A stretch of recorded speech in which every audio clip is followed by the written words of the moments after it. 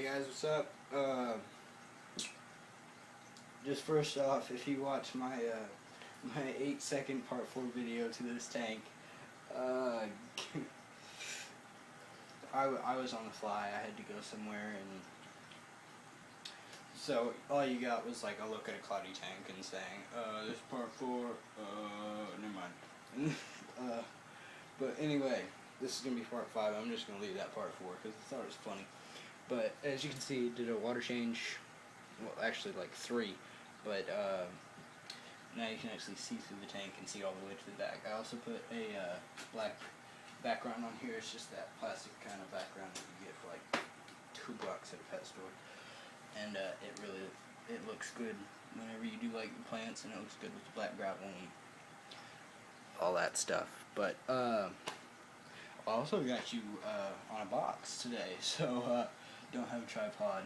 Sorry, sucks to suck, but whatever. But this video is going to be about choosing plants and where to put your plants. Now, obviously I don't have all the plants for this tank. I'm going to send in order. I want some crypts in the front. But right now I just got Lily Rippins, some Java Fern on this piece of driftwood, like 2 little rhizomes with like really small leaves, and some Rotella indica, and those 2 are just going to fill in and be sweet and tall, and it's going to look awesome. Nothing's going to be planted on the beach. But in the filter that I am running on this tank, and it's not going to be that big ass whisper thing that would be freaking ugly, I have some small little pieces of Java Fern that were just chilling out in the filter for a while, so I'm going to show you how to put Java Fern onto pieces of rock. Should I just drop a piece? No. Okay. I'm going to have Java Fern on these rocks that are kind of like right here, kind of like blending in the beach with the black gravel, and it's going to be on the driftwood. And I thought about doing Anubias for this tank, but I had so much Java Fern, I just, screw it. And same thing with these plants. I thought about doing other ones, but I've got so much Rotella and I've got so much Lily Rippins, it just isn't going to happen. But, so, I'm going to show you real quick. All you need is what you're going to tie it to with the obviously going to be these rocks, the plants, and some thread. I'm using green thread. Most people use black, but it's just how I'm going to do it. Okay, so I'm going to pick out a rock down and dirty in the tank. Oh, I didn't want to do that. Don't want to mix sand with gravel too much. So I got this rock. This is a pretty cool rock, actually. It's got a lot of character and holes and stuff to it. But you take your little piece of Java Fern. This is just standard Java Fern, by the way. It's just really, really small rhizomes. And you take it like this. Yeah, you can see that.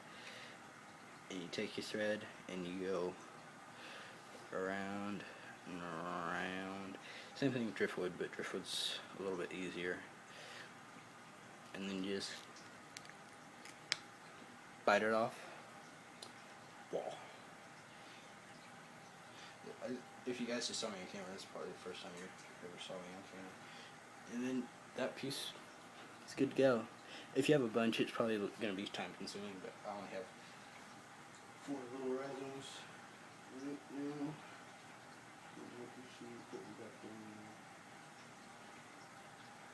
But I'm just kind of floating around. If there's a stream, just kind of floating around, just kind of cover it up with gravel.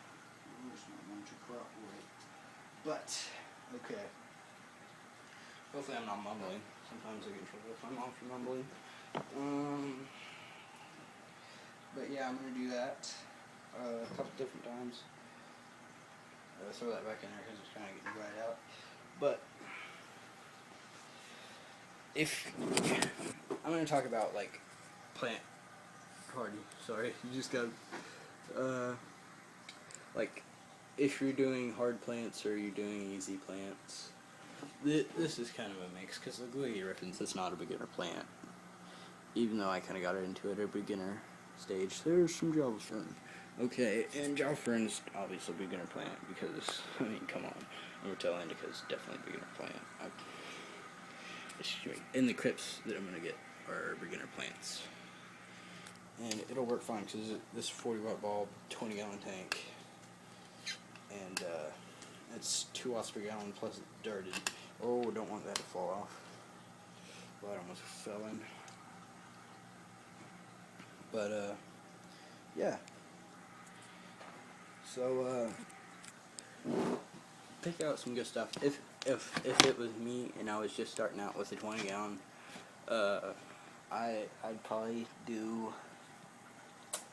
I might do like if I was doing stem plants like I am in this tank, just stem plants.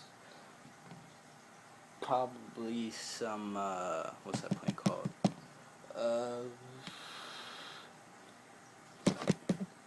Water wisteria, instead of that, because water wisteria is just a really good beginner plant, and it's just really good. I'm gonna see if I can set you guys back up real quick. There we go. So I'd roll with water wisteria if I was a straight up beginner, but since I'm not going to. And if it was me being a beginner, I wouldn't do crypts because crypts kind of melt on you. I mean, they come back, but they take a while. So if it was me just starting out, I'd probably get some dwarf sedge and do it in the front instead of crypts like I'm gonna do. But yeah, not much is going on besides that.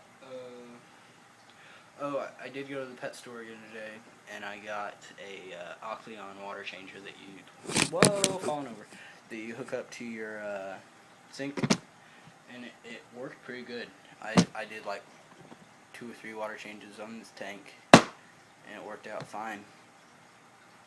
So, oh yeah, and another thing, I thought this was pretty cool. I had this old top thin thing, and this is a whisper bag, and it fit, so that's pretty cool.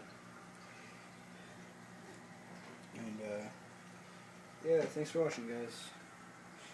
I saw that I had like 3 views on that video. I was like, I wonder why. And then I looked at the time, and it was 8 seconds, and I was like, oh man. So thanks for watching. Stay tuned for part 6.